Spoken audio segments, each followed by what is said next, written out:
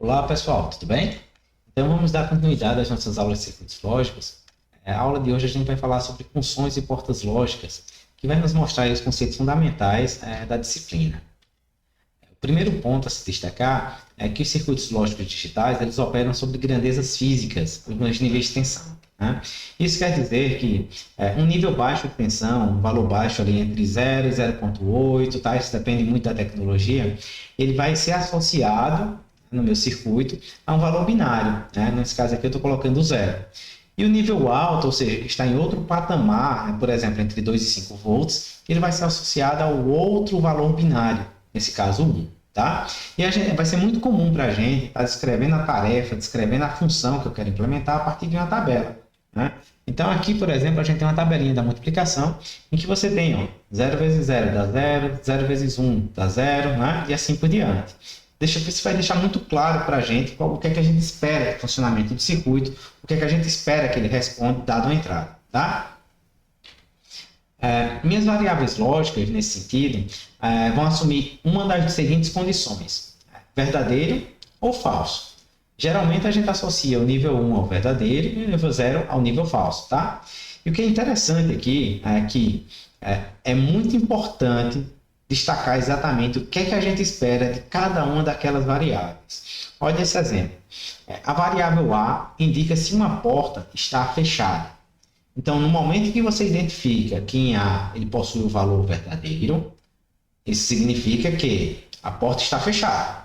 Se A receber o valor falso, a porta não vai estar fechada. Tá certo?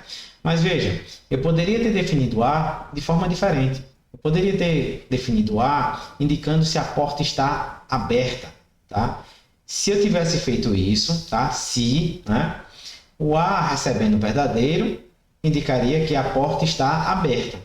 E se o A recebesse valor falso, que a porta não está aberta. Tá? Então, esse contrato,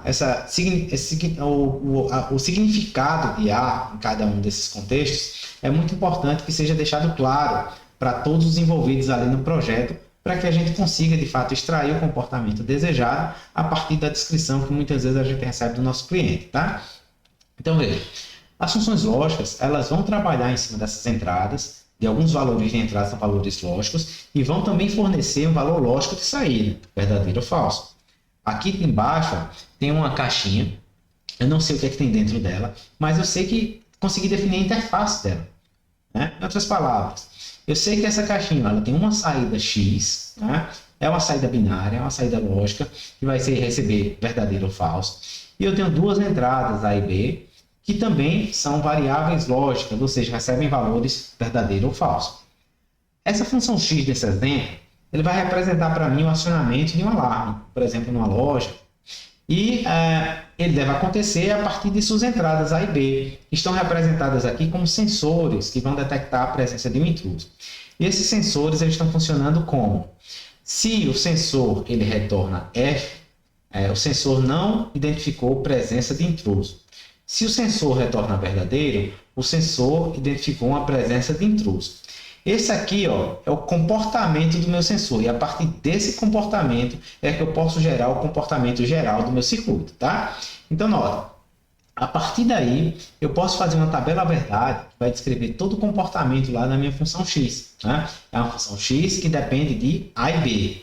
Esse parênteses aqui quer dizer isso. Tá? É uma função de A e B. Né? Então, eu tenho duas entradas A e B, eu vou avaliar todas as possibilidades, né, que A e B podem assumir, todos os casos possíveis aqui, e em seguida eu vou descrever isso e dizer o que é que o meu circuito deve fazer caso determinada combinação de entradas aconteça. Então, por exemplo, nesse caso específico do alarme, eu espero que o alarme seja acionado caso um intruso seja detectado. E o intruso pode ser detectado pelo sensor B, ele pode ser detectado pelo sensor A, ou ele pode estar na região em que ambos os sensores detectaram ele. Né? Então, se vocês observarem essas três linhas finais, você tem que a saída vai ser verdadeira, porque ó, aqui B detectou o intruso, aqui foi A que detectou, e esse último caso, ó, ambos detectaram. Tá? E o alarme só não vai ser acionado porque nesse caso, nem A, nem B, nenhum dos sensores conseguiu detectar um intruso na loja. Tá joia? Então é bem simples para a gente ler e saber o que é que aquele circuito está fazendo a partir de uma tabela como essa, tá? Em geral, a gente trabalha bastante aí com a parte de álgebra de Boole, que foi introduzida por um trabalho de George Boole, de 1854, que se chama Investigação das Leis do Pensamento, né? Que nada mais é do que um sistema matemático lá para tratamento algébrico dessa lógica, né? Vejam, essa lógica ela ficou conhecida, essa álgebra ficou conhecida como álgebra de Boole, tá? Mas a álgebra de Boole ela é muito mais genérica do que o que a gente vai utilizar aqui em circuitos lógicos, né? Por quê? Para a gente o que vai interessar é um caso específico da álgebra de Boole, que é a álgebra de Boole de dois valores, que foi introduzida posteriormente por Claude Shannon, em 1938, com o trabalho Uma Análise Simbólica de Circuitos a Relé e Circuitos de Chaveamento, né? Então, toda vez que a gente estiver falando aqui de álgebra de Boole, dentro dessa disciplina, a gente está falando de álgebra de Boole de dois valores, né? E nessa álgebra, a gente vai ter basicamente toda a lógica sendo descrita a partir, por exemplo, de um nível lógico 0 e um nível lógico 1, ou de um sinal verdadeiro e um sinal falso, ou de um nível baixo de tensão, um nível alto, né? Tem uma certa dualidade acontecendo, tá? E vamos verificar todas as regras, né? Tudo que leva aí que a gente vai poder realizar de operação diante dessa álgebra, tá? Então, todo projeto de circuitos digitais e toda sua análise, ela vai ser realizada através do emprego de conceitos e regras que são estabelecidos pela álgebra. Lembrando, tá, pessoal? Uma álgebra nada mais é do que um conjunto de regras mesmo ali que vão indicar como eu vou poder operar dentro daquele sistema, né? Então, para a gente vai estar utilizando a álgebra de Boole de dois estados, só para lembrar para vocês. Nesse caso, é importante, né, que a gente entenda o que é uma operação lógica, tá certo? Então, toda operação lógica para a gente vai ser algo que é realizado sobre um ou mais valores lógicos, tá certo? Então, notem, sobre um ou mais. Aquele quadradinho que eu mostrei para vocês tem um 2, né? A e B. Né? Mas nada impede que eu tenha um e nada impede que eu tenha várias e várias entradas. Tá joia? E aí, essa operação lógica, ela vai produzir um determinado resultado, que também vai ser um valor lógico.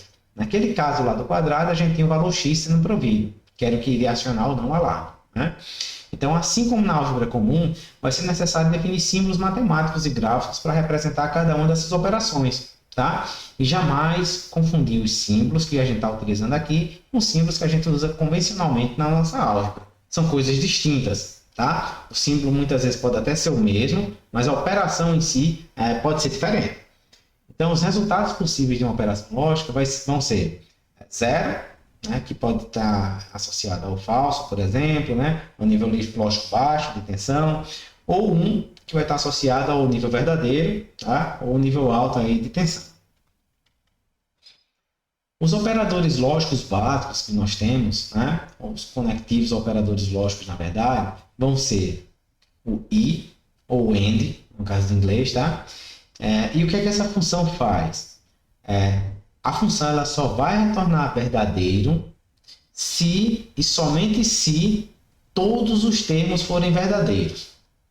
Ou seja, se eu estiver aplicando essa função lógica sobre dois operandos, A e B, tá? A saída só vai ser verdadeira se A e B forem verdadeiros. Tá joia? Então, veja, a função OU, em contrapartida, é uma sentença que resulta verdadeira se qualquer um dos termos for verdadeiro. Ou seja, se eu tenho novamente um quadradinho como aquele, com duas entradas A e B, tá? E uma saída X, né? O X, se essa função lógica é a OU, o X vai ser verdadeiro quando A for verdadeiro ou B for verdadeiro. Tá? Então, se qualquer um dos termos for verdadeiro, minha saída já se transforma em verdadeira. E o não, ou not, né, ele vai inverter o termo. Lembra que a gente trabalha aqui na lógica binária. Então, a gente tem, como se tem uma entrada igual a 0, né, eu passar por um not, ele vai inverter e transformar isso para 1 na minha saída. Tá joia? Então, são essas as três funções básicas, tá, que a gente vai estar trabalhando ao longo da disciplina. Tá?